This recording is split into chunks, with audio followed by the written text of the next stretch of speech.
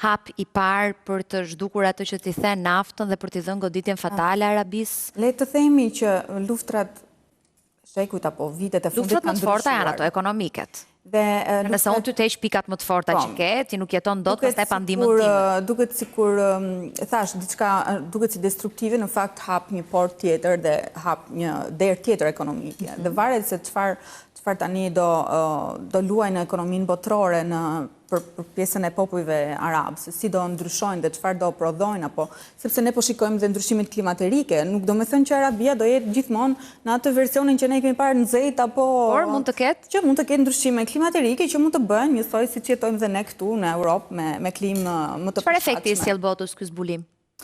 Efektet janë apo nuk do ndihen që tani? Për sa i përket pjesës ekonomike që thashë një kontrolli pak më qendror dhe si më thënë, një rend të ri do jetë edhe më mirë në aspektin e zhvillimit apo kontrollit ekonomik, vlerave që do marri, edhe një stabilitet që pak a shumë do jemi të gjithë njësoj, nuk është se, do më thënë, unë do përdor një makinë nafte, ti një makinë tjetër. Me kalimin e kohës, do më thënë, të paktën 5 vitet që kemi tani, do fillojnë të ndryshojnë gjërat, shumë, base do duken shumë ngadalë, por ne po i shikojmë efektet që tani. Pse preferove të thoje nëse jep në një Tesla rrezikon të shkrish? Pas vaksinës, se bëre një lidhje të këtij lloji. Atëre, jo sepse vetëm të vaksinuar ju ndodh kjo, por është shumë e lehtë për shkak të elementeve apo terapisë gjenetike që ne marrim që nga lindja derisa nuk e ka nuk e ka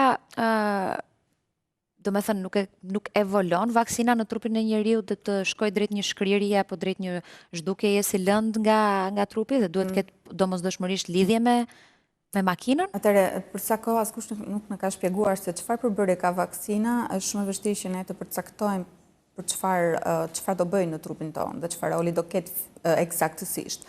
Por, duket që roli ka shumë lidhje me epokën që po vjen, sepse nuk është se pa pritur ju kujtua dikujt edhe do vaksinonte gjithë popullsinë e botës. Po ishte e nevojshme për shkak të koronavirus. A ishte një shkak. E di unë çfarë mendon ti, po. Nuk dua që të futem në detaj, se do na merrte shumë kohë ajo pjesë, por duhet një shkak për të parë më pas pasojat dhe mbase në një moment mund edhe ta quajnë një gabim, edhe mund të shpikim një antidot për të hequr apo për të pastruar diçka.